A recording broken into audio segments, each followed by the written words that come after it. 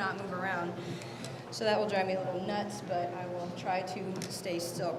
So anyway, what I want to talk to you today about is creating and using web apps to deliver class material on the iPad. My name is Ashley Rhodes.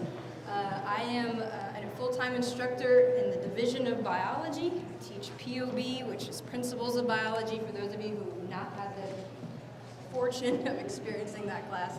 And I also teach physiology. So I see a range of students every day, and they all seem to have the same sort of wants and needs as far as getting classroom material delivered to them. And so this presentation, what I'm going to show you, is actually born out of need. It came from me as an instructor trying to develop and deliver original multimedia content to people who had about 30 million different devices, you know, and you get the 20% that can see it and the rest can't.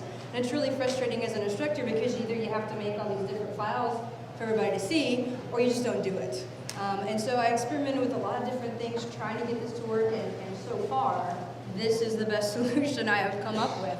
And so I was going to share that with you today.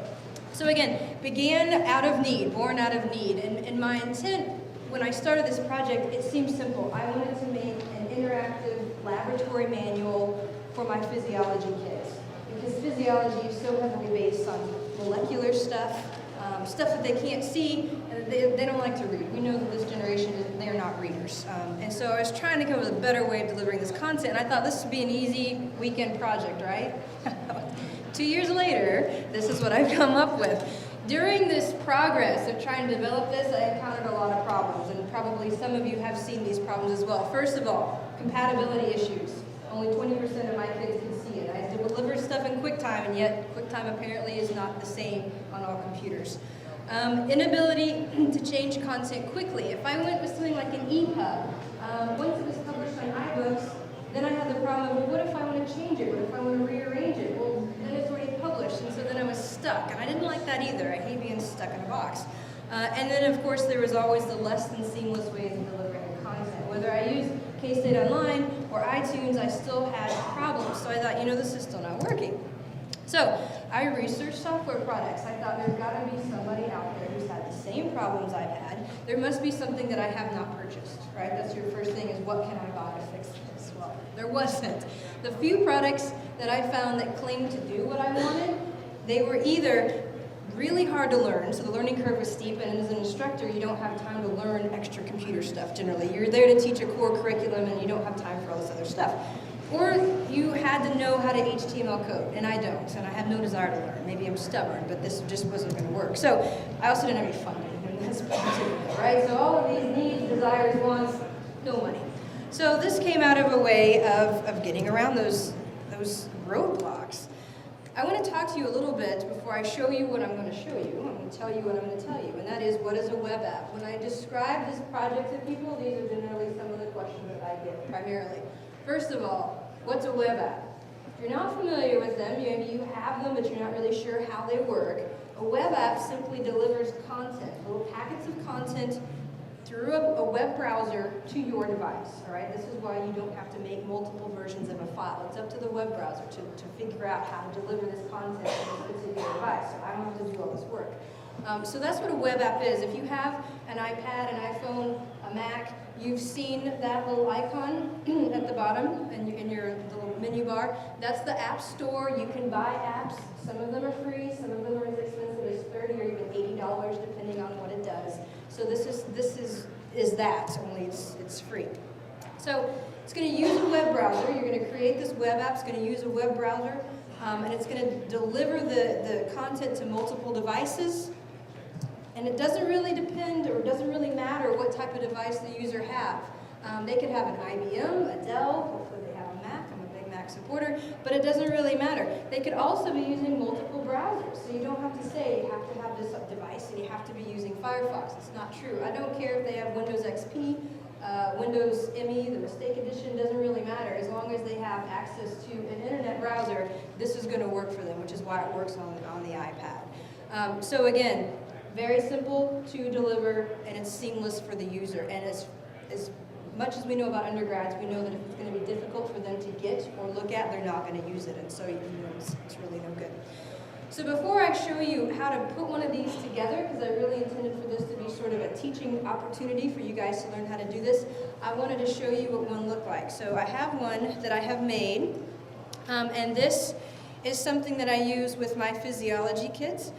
These kids are generally seniors, and in the class I teach, I tackle a sort of a difficult topic, which is electroreception, which is how do sharks see their way in murky ocean waters and capture their prey when they can't see or hear anything, right? That's kind of a difficult topic to do.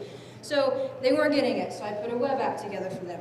And so what a web app looks like, and this is not doing it justice because of the projector, it's minimized my screen, but if you have a laptop with you, or perhaps you have an iPad, you can type in this URL right now into your web browser and you can follow along with me, and it looks much better on the iPad. So what this does is it gives you a little brief text about what this is, and then if I could, let's see if it's interactive in that there are other features to this, and this is why it's a web app. So once they read the initial text, they can get an idea of what electroreception is, and then it takes them through a series of original animations or pictures that I've developed for them. All right? A little bit of text, a lot of animation and pictures. That's what this current generation seems to like. So when they're done reading about that, push the button, go to the next one. Okay, so a little bit of text, a lot of pictures. And so if this wasn't plugged into a projector, it would have a nice little window for you to view all this in. You don't have to scroll around. Again, very seamless. This example that you see here took a while to develop. This is not what I'm going to show you how to do today. This is eventually what you can do, for example. You can also add narration to this. You can stop for a minute and tell them to pause on this picture, and I would be doing a voiceover and explaining what all of the nerve fibers are doing and how action potential is generated, and so they're going to see it, hear it, look at it. That's what learning is as far as multimedia. You have to see it, you have to hear it, you have to use two different avenues to get this information to people for them to really understand it. And so again, that's sort of the power of the web app. So that's one example. All right, let's talk about our web apps useful for teaching. Well, after you've just seen it, although it looked a little funky there, my answer is always it depends, which is an answer that I give to most people when they ask me a question. It depends, I don't know. If you have curriculum that involves very abstract ideas, maybe things at the molecular level, things that are hard to visualize, then web apps are great because, again, it's a way to deliver multimedia content, multimedia meaning sound and picture at the same time. It really, really helps students get this idea in their head so that they can manipulate these ideas in their head and not have to refer to the textbook all the time. If you like to create digital content for your classes, but you struggle with doing it in a way that's readable by multiple devices, I would strongly urge you to consider developing a web app, because then you don't have to worry about it anymore. If that device can get online, then you're golden. If you like to update your course material constantly, I'm constantly updating my course material. Whatever we talk about one day, I might scrap my next lecture and go off in a different tangent, because that seems to be what my students like. And I like to do that. I like to provide sort of real-time content. So I needed a way to update this continuously.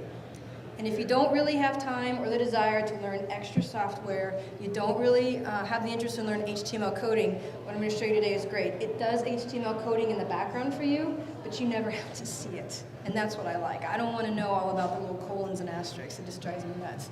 So if that's you, then this is a good opportunity for you. I also want to talk about some unique benefits that web apps offer that you're not going to see with some other programs, for example. First of all, you can edit on the fly. If I have a web app that my kids are using in lab, and I have my laptop right there, I can edit that web app, and that content is delivered seamlessly to their iPads, and they didn't even know I changed it. So if there's a mistake, a typo, something I want to change, I can do it right then. It doesn't take up space in the user's device, and that's important, because a lot of people are struggling with all this stuff on their hard drive, and I don't have room for anything else, so web apps don't take up space. Also, if you have an iPad or an iPhone, the icon is added right to the home screen for one-touch access. They don't have to fiddle with going to a browser, making sure they type in the right URL, and then it comes up with a mistake, and then they quit trying, right? Because that's how undergrads work. The first roadblock, I'm just not going to do it. I'm an undergrad. That's all I have to know. So they don't do this. One-touch access, it's always there for them. And here is really a kicker. I live out in the country. We have barely internet connection. It's like the party line phone system. Anybody here? When I was a kid, we had the party line phone system where if too many people were on or you could hear the people's conversation. That's what our internet connection is like at home. 5 o'clock and everybody gets home, and the little ranchette subdivisions out there about 30 minutes northeast of here, you don't have internet connection because everybody's using the same cord. So what I like about web apps is you have the option of downloading it to another app, and I know this sounds a little funky, but Goodreader and Evernote, very trustworthy free apps through the App Store. They will take the content from your web app and store it as a PDF on theirs. Looks the same, but you don't have to have the internet to access the content anymore. So this is really beneficial. If you know that you're going to be doing an activity outside with your kids and you want them to have the information from your web app, but you know the internet connection's not going to be there for you, you don't have to have an internet connection. And that's really the hallmark difference between a web page and a web app, all right, amongst these others. But that's really a huge benefit, especially for me when I'm working at home. I don't have internet access sometimes, especially between 5 and 10 p.m. So a few benefits to consider. And the other thing is that because they are easy to create, you can make them very engaging. And then at the bottom, it humanizes this digital tool. When I make multimedia for students, I notice that if I make it, they use it. If I refer to them to the URL from the textbook, you know, textbook companies come with all these fantastic multimedia stuff, right? They use it? No. I asked them, why not? Why don't you guys like that? That's far superior than what I could create. And it was really interesting when I held formal interviews with them asking them these questions. They said, because when I hear you, I know that I need to pay attention. You sound the same in class as you do outside of class. You use the same words. You have the same accent. Also, I had a student say it minimizes her heart rate when she listens to me. Okay, I don't know if that means I'm putting her to sleep or she just actually recognizes me so she pays attention. But it seems to be if you can humanize what you're creating digitally, kids really respond to it. And web apps are a fantastic, easy way for the instructor to do that. All right. You want to create a web app? Here's the first thing I'm going to tell you to do. You have to get a Mac. I'm sure you can do it with a PC. I don't know how. I don't own a PC. I don't know the first thing about it.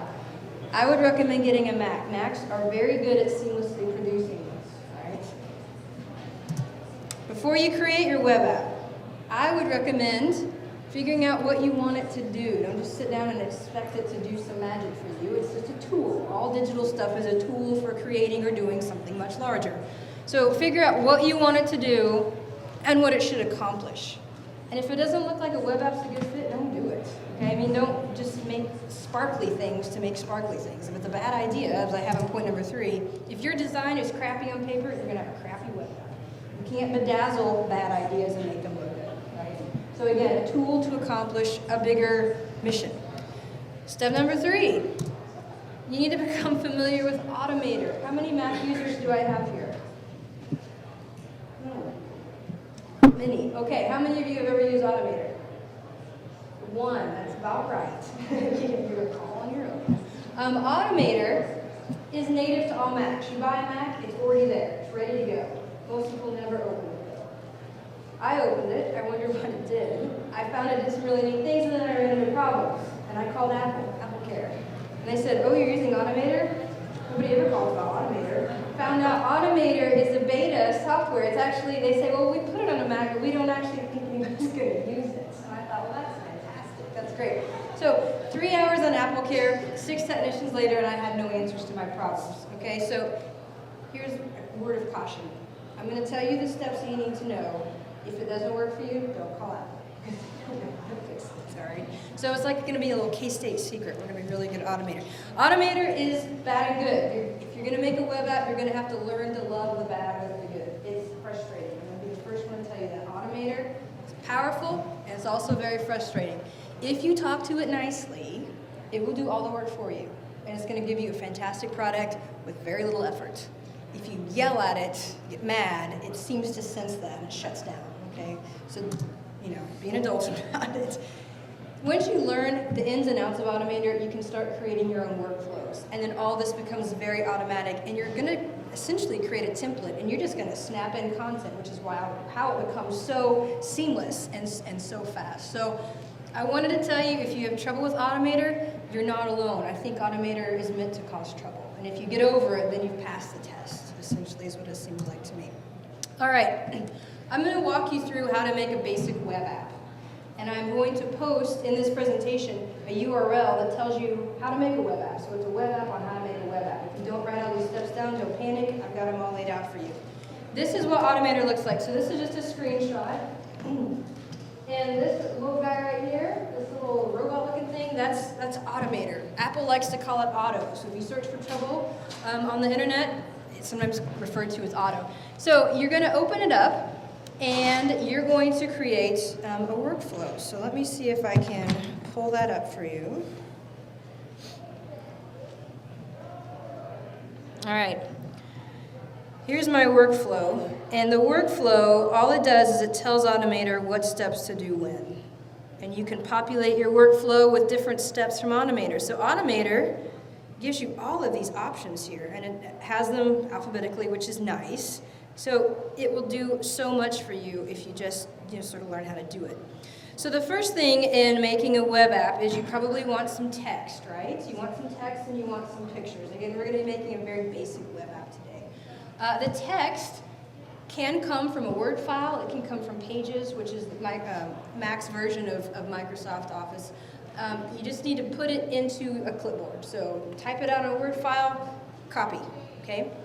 What you're going to do then is open your Automator, and you're going to say, you know what, I would like for you to get the results of what I just copied to the clipboard. And because I was thinking a little bit ahead this morning, I already did that. So I've copied the text from a Word document into here, all right? And so here's what my text is going to look like. And you can actually, I believe, edit it right here in Automator if you don't like something. Now, you can't make really fancy text. You can't do, really funky symbols and stuff like that, but it does do a really good job with basic text. So once you've decided that your text looks good, you're going to come down to this step here, and here's the gold piece. Create a single-page iPad web app. It's in Automator for you. All you have to do is fill in the missing pieces. What do you want it to look like? First thing, give it a title, of course. It has to have a name and a copyright date. So if you leave these fields blank, Automator will not produce a web app for you. So do something there. And then you can assign some media. So I have a picture picked out. You can forego pictures if you just want text, and then you can also tell it where do you want that picture. And of course you can add a caption. If you want to experiment with it, you can add a second image. That could be a movie, could be an audio file. You can be talking to your students while they're watching some text go by or some pictures, or you could choose to do nothing. When you're first starting, I would recommend for you text and one picture. Okay? Every Automator seems to be a little different. The way Automator worked on my laptop was a little bit different than the way Automator worked on my desktop at home. It's a little bit different than the way Automator works on my desktop in my office in biology. I don't know why, but I'm saying start simple and see how your Automator works, because they're not all the same. They're individual people, apparently. So once you have got your media embedded, you can come down here and do a few things with the text. If you want to have a different font, different sizes, different color, it gives you some ability to sort of make this a little sparkly. And then when you're happy with all that, you're just going to come up here and push run. And what you want to do is notice down here at the bottom, it says it's running. If it finishes instantly, then that's bad. It didn't give you anything. If it takes 10 seconds, 15 seconds, depending on how much media you've added, that's good. It gave you something.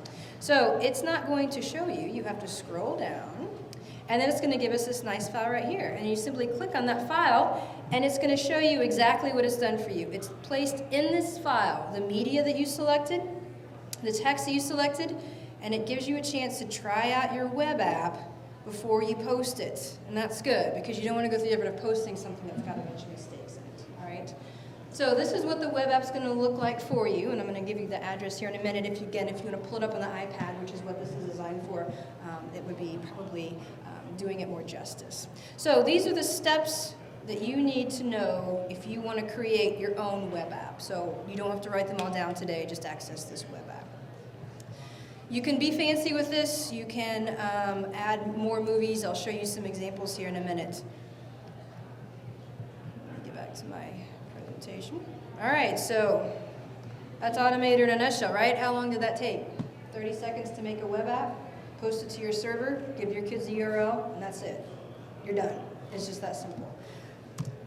So here's the URL. If you want to try this at home or in your office, I'll give you a minute to write that down. This is the URL to the web app that I just created for you with the steps on how to do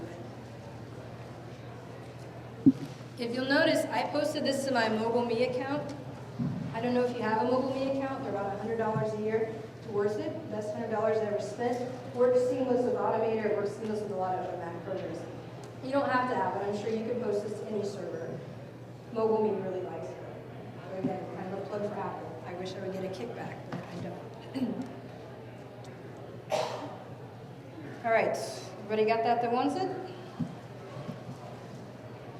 Make sure you get the capital letters. It's picky, like any URL. If you don't have the backslash, the capital letters, you're not pulling it up.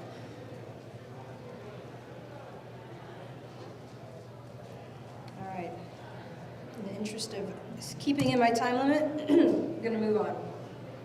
Once you have decided that Automator works for you, something you want to do, you can populate it with other workflows. So in the background of Automator, HTML coding is running, and you never have to know it. And that's what I like about it. I never have to see it. So you see this nice, easy-to-use front part. You can populate, if you look up here, in the second category there, a lot of different options that I could do with Automator. They didn't all come with Automator. Some of them I had to go out and Google. And you can do that. People are making these workflows and just releasing them on the internet for free. One site that I would highly recommend is Paddalicious, paddalicious.com.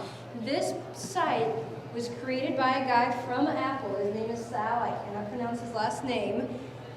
This site, Paddalicious, was created by the man who made Automator. And so that's why it's a really good place to get little snippets of code to populate your Automator workflows with, because he knows exactly how Automator works. It was his brainchild. So if you go to paddalicious.com, we'll see if it pulls up. What you'll see is a lot of tutorials. I didn't find them very useful, but this sure was. Create single-page web app. What this does is gives you the ability to download the workflow that you're going to need to make your web app. Okay? He also gives you some instructions. Do not read them. They don't work. He's got a bug in his HTML coding. I actually contacted him, and I was elated when he emailed me back. He's like, yeah, sorry about that. There's a bug in those instructions. So follow the instructions that I gave you on the web app we just created. As long as you download, let me see if I can come all the way down. I don't know that I can. There should be an option to download the services, which I cannot show you because of the restrictions between the computer and the projector. But if you'll go to that paddalicious.com site, you will see the option to download those workflows. And there are others out there. And so far, they've all been really, really helpful and really, really good. So if you don't like what Automator offers you, go out and find different workflows, drag and drop into your Automator options, and then you're off and running. All right, so you can populate your workflow with whatever you want. So here's some different designs I was going to show you. You can experiment with different types, give you a couple examples, sort of show you what you can do once you are familiar with Automator and decide that you can have a happy marriage together. Here's another one that I've done for my physiology class. This is on the ins and outs of how joints work. So the stifle joint, for example, in a dog or a horse. And so, of course, a nice picture, some text, and then down here, I actually have a movie that I created that I actually embedded in that web app. So they read it, and then they see it, and then they hear it, and then they get it, and that's even better. So this movie right here was actually... I actually created this with Final Cut Pro. You don't have to have Final Cut Pro to be an FTP whiz, but you can make any movie, and then in your workflow, again, where it gave you the options of adding different images or media, you can just drop that right in. Automator just plugs it right in with the rest of the stuff, and then away you go. So this movie delivered seamlessly to an iPad for your kids to use during lab while they're dissecting the stifle joint. Turns out that it's really, really helpful if you can show this to them and they can be working at their desk and looking at it at the same time. So that's one option that you can do with web apps. So like I said, they're pretty powerful and they're pretty diverse. Let me see if I can pull up another example. And I don't know if there's sound with this computer hooked up to here. This is one I made for my Principles of Biology kids, trying to get them to understand what happens in the body when an animal becomes dehydrated. hydrated at the cellular level is almost impossible. They know they need water, they know they get thirsty, they know it's bad not to have enough water, but what happens inside, who knows, right? So this is one that I developed for them, explaining what happens to your red blood cells if you don't have enough water, all right? So let me see if I can show you this. And what I've done here is not only make simple animations. Again, I'm a big believer in simple animations actually have better learning value than complex animations, right? And then I have a narration. And so what this is just, I think it takes almost all narrative files that you could make with like Soundtrack Pro. It will take that. And so what it does is the narration fits with these pictures, and it actually tells them what they're looking at.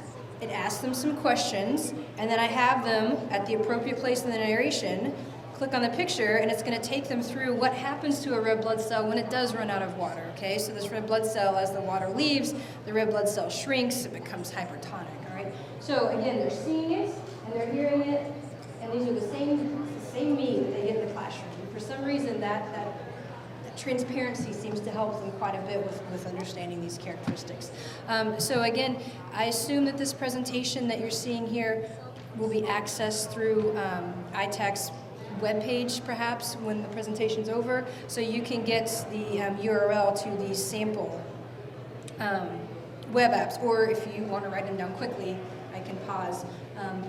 So just giving you some ideas of what you can do. Again, make it your own, make it something that you would use in class, make it something that your kids would recognize as this is you and you're teaching them and you're helping them outside of class.